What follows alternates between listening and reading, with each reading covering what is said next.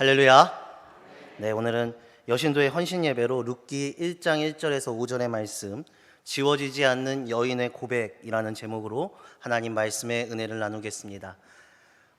성경에서 여인의 이름으로 쓰여진 책은 두 사람밖에 없습니다. 성경 전체에서요. 하나는 에스더이고요, 하나는 오늘 본문으로 읽었던 룻기입니다. 그런데 우선 에스더는요, 일단은 에스더 자체가 유대인입니다. 그리고 왕비였죠. 그리고 유대인들을 구해서 불임절이라는 이스라엘의 절기를 만들어낸 이스라엘 역사에서는 아주 중요한 인물이 바로 에스더입니다. 그렇기 때문에 이 에스더가 이 이스라엘 역사에 꼭 필요하기 때문에 에스더는 성경에 실릴 만한 여인이었었습니다. 그렇기 때문에 에스더는 이해할 수 있는데, 오늘 본문의 룻은 조금 다릅니다. 일단 룻은요, 모압의 여인입니다. 이방인이라는 겁니다. 유대인과 같은 우리 하나님께 선택받았다는 그런 족속이 아니라 모압 여인으로서 이방인입니다. 특별히 이 모압 여인은 이스라엘 사람들의 관점에서 본다면 그들은 천대시 보는, 바로 이스라엘 사람들은 이 모압 여인들, 이방인을 상당히 천대하면서 봤던 족속들이에요. 이 성경에서 이스라엘 백성들이 구약의 시대에서 천대시했던 이 족속이 바로 모압하고 암몬 백성이거든요. 이 암몬 족속과 모압 족속은 이스라엘의 유대인들이 상당히 천대하면서 봤던 인물들입니다. 가장 심한 천대를 받았어요. 그리고 더군다나 이 여인 룻은요, 과부입니다. 과부. 룻기를 보면은요, 룻이 한 게 대단한 게 없어요. 한번 룻기를 한번 읽어보시기 바랍니다. 읽어보시면 이 룻이라는 여인이 성경에 있어서 제대로 한 건 별로 없어요. 단순하게 시어머니를 따라와서 보아스와 결혼을 하고 그 다음에 아이를 낳은 게 다입니다. 그런데 이 여인이 성경에 기록되어 있어요. 더군다나 이 룻이라는 여인은 성경에서 보면은 성경에 이제 3대 약자가 있습니다. 이 3대 약자가 있는데, 이 3대 약자가 고아와 객, 그러니까 손님, 객과 그다음 과부예요. 이들은 성경의 3대 약자라고 부릅니다. 그런데 고아는 자라면은 이제 어른이 되는 거고, 객은 돌아가면 집이 있는 거고요, 과부는 늙으면 늙은 과부가 되는 겁니다. 그런데 그러기 때문에 이 룻이라는 여인이 상당히 가장 큰 약자 중에 한 명입니다. 성경에서 나오는 그 약자가 성경에 실린 두 여인 중에 한 여인이라는 거예요. 더군다나 아무것도 한 것도 없고 아무것도 조건이 없는데 이 여인은 놀랍게도 예수님의 조상이 됩니다. 저는 이 관점에서 룻기를 상당히 흥미롭게 봅니다. 룻이 만약에 이 예수님의 조상이 되었다면, 그리고 룻이 지금 현재 예수님의 조상으로 기록되었던 이 사실을 봤을 때, 도대체 하나님께서는 룻의 어떠한 모습을 보셨기에 이 여인을 이렇게 다윗의 조상이자 예수 그리스도의 조상으로 끌고 오실 수 있었는지, 왜 이 여인이 이렇게 되었는지 오늘 이 여신도의 헌신 예배 때 우리가 한번 살펴보고자 합니다. 만약 이곳에 내가 룻처럼 아무것도 가진 게 없다 하더라도 하나님이 룻에게 보셨던 그것이 내 안에 만약에 존재한다면 하나님은 나를 보고 예수의 조상처럼 끝까지 나를 끌고 가시지 않을까라는 조그만한 희망을 오늘 말씀을 통해 받아보시길 간절히 소망합니다. 저 한번 룻에 대해서 오늘 들어가 보려고 합니다. 사실은 우리가 룻기를 중요하게 여기지 않거든요. 근데 상당히 룻기가 흥미로운 성경입니다. 이스라엘 관점에서 보면 이 사사기 다음에 룻기 다음에 사무엘이잖아요. 사사기 다음에 사무엘을 바로 읽어도 룻기를 읽지 않아도 이스라엘 성경을 쭉 읽어가는데 아무런 막힘이 없어요. 룻기라는 건 그렇게 성경이 연결되는 데 있어서 중요한 스토리도 아닙니다. 그런데 이 여인이 들어갔다는 것이 우리가 중요하게 바라보는 점이에요. 사사기에서 사무엘로 바로 이어집니다. 시대적으로 보면은요. 룻기가 들어간 것은 이 중간에 룻기가 없어도 성경은 분명히 읽어질 수 있는 방법이고 막힘이 없는데 룻기가 들어간 것은 하나님은 룻기를 통해서 우리들에게 중요하게 하고 싶은 메시지가 있다는 거예요. 이 룻이라는 보잘것없는 이방 여인을 통해서 하나님이 우리에게 들려주고자 하는 이 메시지가 오늘 우리에게 다가왔으면 하는 마음에서 오늘 이 룻기를 보려고 합니다. 룻기는 이렇게 시작합니다. 1장 1절이 오늘 말씀을 읽었던 대로 이렇게 읽습니다. 우리 화면을 보면서 같이 읽겠습니다. 시작. 사사들이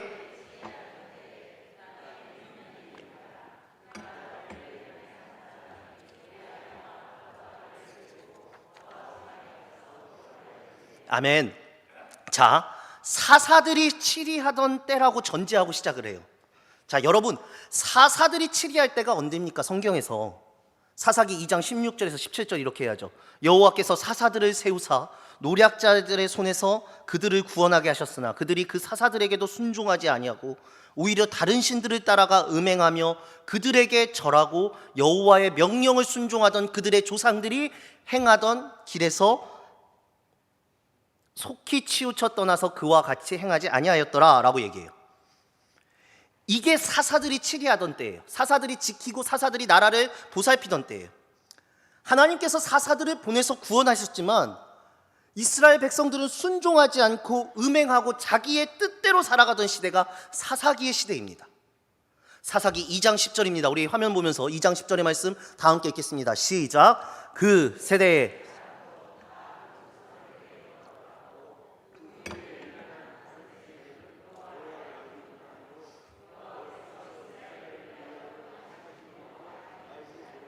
아멘.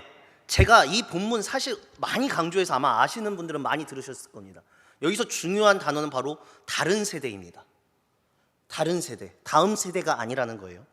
다른 세대는 어떠한 세대이고 우리가 어린 아이들에게 다음 세대 하는데 성경은 일부러 다른 세대라고 번역하거든요. 상당히 중요합니다.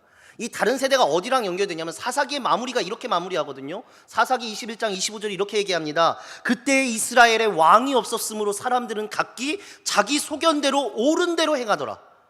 자기 마음대로 살아갔다는 거예요. 하나님이 왕이신데 하나님을 왕으로 섬기지 않고 그들이 자기 마음대로 살아가던 시대예요. 그게 사사시대입니다, 여러분. 사사시대에 이어져서 룻이라는 여인이 이어가는 거예요.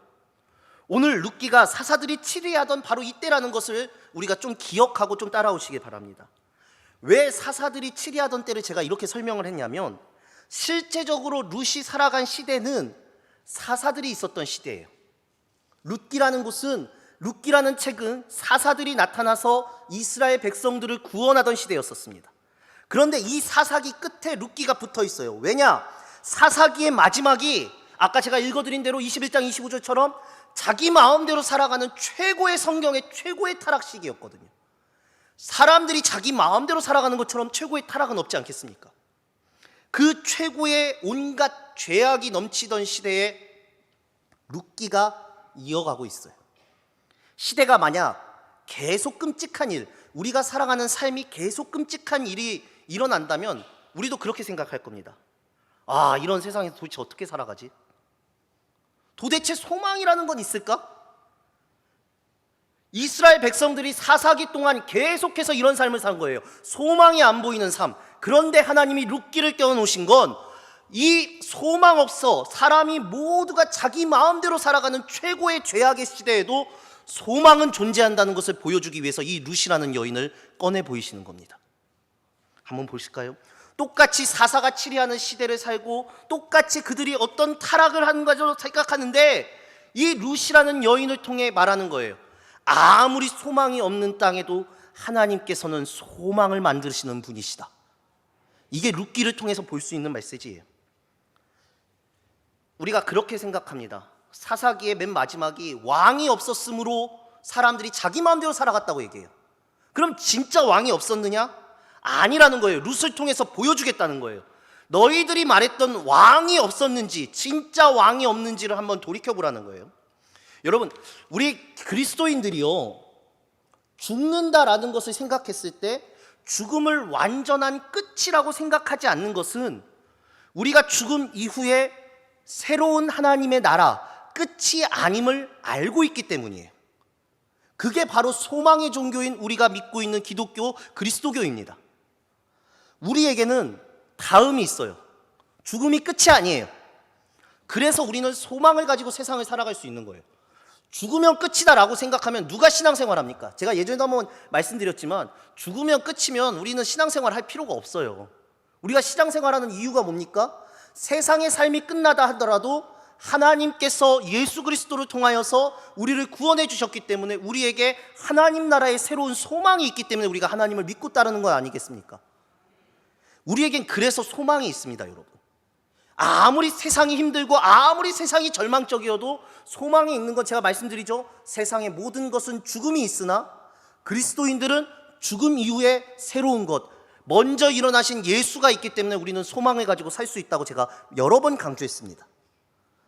사실 뭐냐면 멸망 다음에 소망이 있어야 이겨낼 수 있어요. 그런데 사사기는 멸망의 시대입니다, 여러분. 사사기는 멸망의 시대예요. 그때 왕이 없었다라고 얘기하거든요.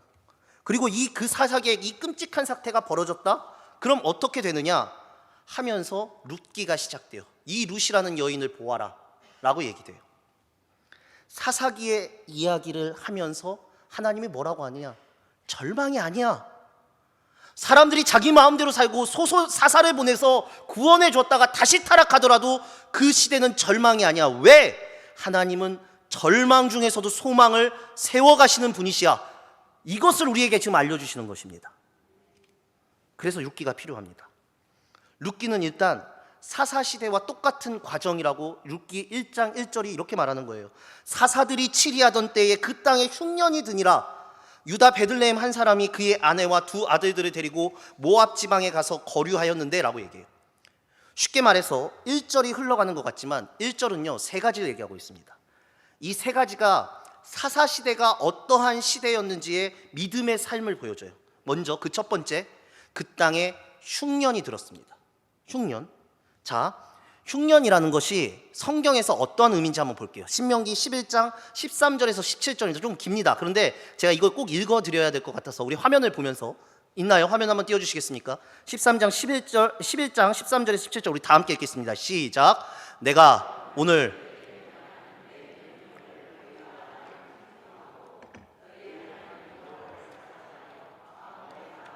뜻을 다하여 섬기면 여호와께서 너희의 땅에 이른 비 늦은 비를 적당한 때에 내리시리니 너희가 곡식과 포도주와 기름을 얻을 것이요 또 가축을 위하여 들에 풀이 나게 하시리니 내가 먹고 배부를 것이라.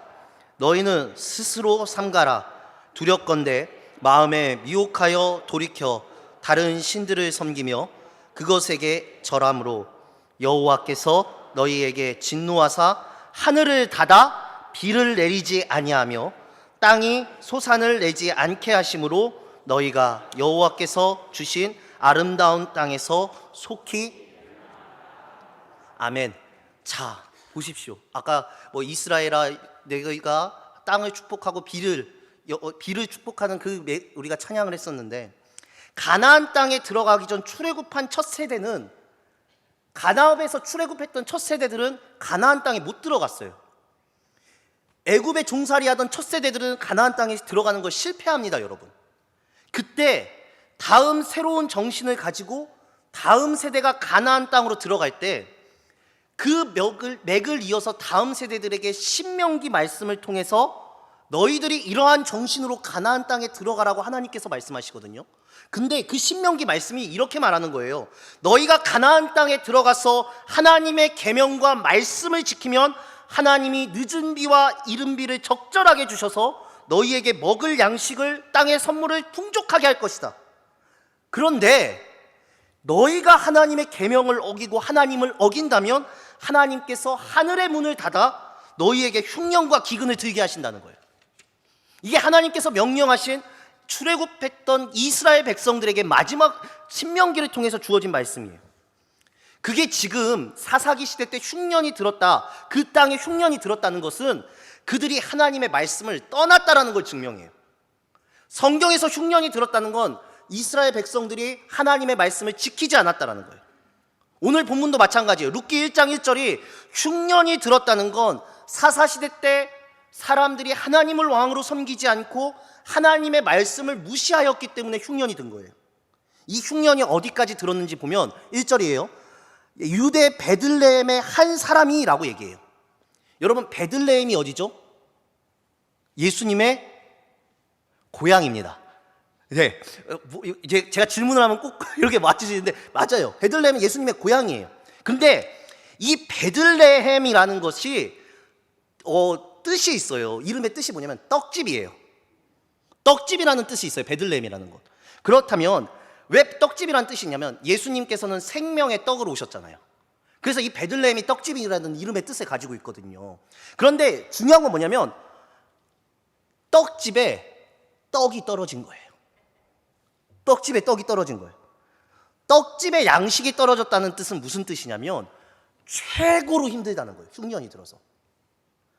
아무리 힘들어도 떡집에는 떡이 있어야 되는데 흉년이 얼마나 들었냐면 떡집이라는 이름을 가지고 있는 베들레헴까지도 흉년이 들어서 못 견디고 그 떡집을 떠났다라는 거예요. 엄청 끔찍한 상태를 얘기하는 거예요. 그런데 그 떠난 곳은 더군다나 어디냐? 1절을 보니까 모압 지방이에요. 여러분, 모압 지방은요, 이제 이곳으로 가려면 아르곤 골짜기를 지나야 되는데 아르곤 골짜기라는 것은 굉장히 험악한 골짜기. 우리가 알고 있는 골짜기 한 1000배는 험악한 데예요. 꾸불꾸불꾸불 올라가요. 제가 그 영상을 한번 봤는데 영상만 봐도 어지러울 정도로 험악한 골짜기예요. 그 골짜기를 지나서 고작 떠난 곳이 어디냐면 모압이에요. 아까 제가 말씀드렸죠. 하나님의 백성 안에 못 들어오는 백성이 모압 족속이거든요. 근데 그 족속 땅에 들어간 거예요. 이 시대가 그랬다는 거예요. 하나님이 앞에 왕으로 굴곡하면서 주님의 주권을 인정하고 싶지 않은 바벨탑을 쌓는 사람들, 자기 마음대로 행하는 사람들이 넘쳐나는 것, 그 시대 안에 룻기가 있어요. 그런데 저는 지금 우리의 시대도 마찬가지라고 말씀드리는 겁니다. 지금의 시대가요, 다 자기 옳은 대로 살아가요. 자기 말이 맞대요. 하나님을 왕으로 섬기지 않아요. 그리고 우리가 아까 이 1절에서 보이는 최악의 세 가지, 완전수 세 가지라고 얘기할 수 있는 세 가지의 기근들이 다 있어요. 흉년, 떡집에 떡이 떨어졌다, 모압으로 갔다. 여러분, 예수님을 믿는 자들에게 그 가게와 그 가정은 저주가 없습니다. 왜냐? 저주라는 건 잘 들으세요. 은혜가 포기되었다는 뜻이 있어요. 저주라는 히브리어 단어 안에 하나님께서 은혜를 포기하셨다라는 뜻이 있어요. 그게 저주예요. 쉽게 말해서 하나님이 포기한 게 저주라는 거예요. 하나님이 땅의 은혜를 포기해서 비를 안 주셔서 땅이 저주받는 거예요. 하나님께서 그렇게 하시거든요. 그런데 예수님께 붙잡힌 자들은 예수께서 포기하지 않으시기 때문에 우리에게는 저주가 없다라는 거예요. 그러니까 우리가 저주가 없다고 얘기했을 때는 예수를 붙잡아야 저주가 없는 겁니다, 여러분. 예수 붙잡는 집안에는, 예수 붙잡는 가정에는 저주가 흐르지 않아요. 그래서 이 세 가지 최악을 얘기하는데 이때 하나님께 돌아오지 않고 모압으로 간 사람이 누구냐라는 것을 말하는 게 2절입니다. 우리 2절의 말씀 우리 다 함께 읽겠습니다. 시작. 그 사람의 이름은 엘리멜렉이요 그의 아내의 이름은 나움이요 그의 두 아들의 이름은 말론과 기럯이니 베들레헴 에브라 사람들이더라. 그들이 모압 지방에 들어가서 거기에 살더니. 아멘. 자, 이제부터는 이름의 뜻을 좀 보셔야 돼요. 엘리멜렉이라는 뜻은요, 여호와는 왕이시다예요. 이름의 뜻이 여호와는 왕이시다예요.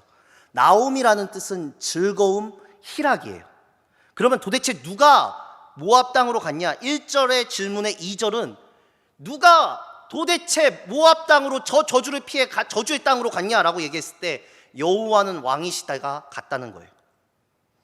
여러분, 하나님을 왕으로 섬기는 사람이 저주의 땅에 갈 수 있습니까? 없습니까? 못 가죠. 그런데 오늘 말씀은 뭐라고 하느냐? 그만큼 시대가 타락했다는 거예요, 여러분. 그 사람들이 여호와가 왕이시다라는 이름을 가진 사람이 떠났다는 건 더 이상 하나님을 왕으로 섬기지 않는다라는 거예요, 이 시대가요. 룻기의 시대가. 그랬더니 어떻게 됐냐? 오늘 본문 3절에서 5절입니다. 우리 다시 한번 읽어보겠습니다. 시작. 나오미의 남편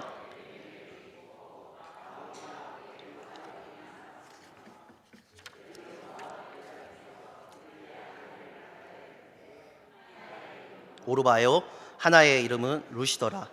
그들이 거기에 거주한 지 10년쯤에 말론과 기럨 두 사람이 다 죽고 그 여인은 두 아들과 남편의 뒤에 남았더라. 아멘. 5절 그대로 띄워주세요. 말론의 뜻은 병약함이에요. 기럨의 뜻은 쇠약함이에요. 그 병약함과 쇠약함, 가서 아내를 맞았어요. 아내를 맞았는데 아내를 맞았다는 뜻은 정착할 생각이 없었다는 거예요. 그러니까 무슨 말이냐면 그들은 정착해서 아예 돌아올 생각이 없었다고요. 그러니까 모압 땅이라는 저주의 땅으로 갔는데 이 저주의 땅에서 하나님의 가나안 땅으로 돌아올 생각이 없이 거기에 정착해버린 거예요. 아브라함과 이삭과 야곱이 그토록 원했던 가나안 땅에 하나님의 이름이 사라지고 그곳에 정착하지 않고 다른 곳에서 살 생각을 한 거예요. 사랑하는 성도 여러분, 결혼을 왜 할까요? 요즘 우리 다음 세대들이, 그러니까 우리 자녀들이 결혼식을 예배 형식으로 안 한다고 그래서 우리 부모님들 정말 고민스러워 하시잖아요. 제가 보니까 옆에서 보면 담임 목사님한테 참 그 고민 많이 털어놓으시는 부모 성도님들 많이 본 것 같아요. 애들이 결혼 형식, 예배 형식으로 결혼식을 안 한다고 합니다. 그래서 목사님께 아쉽게 찾아오세요. 정말 죄송한 듯이 찾아오세요. 근데 저 그렇게 말합니다. 그러지 마세요. 뭐냐면 여러분, 믿는 부모들이 예배 형식으로 결혼식을 안 드려도 괜찮습니다. 근데 단 절대 포기하지 마셔야 될 게 있어요. 이게 뭐냐면 결혼을 할 때 절대 이것은 타협해 주시면 안 되는 게 뭐냐면 결혼 선언, 혼인 서약은 목회자가, 목사님이 해주셔야 돼요. 예배 형식은 결혼식 할 때 그래도 양보해 줄 수 있어요. 그들을 위해서라도.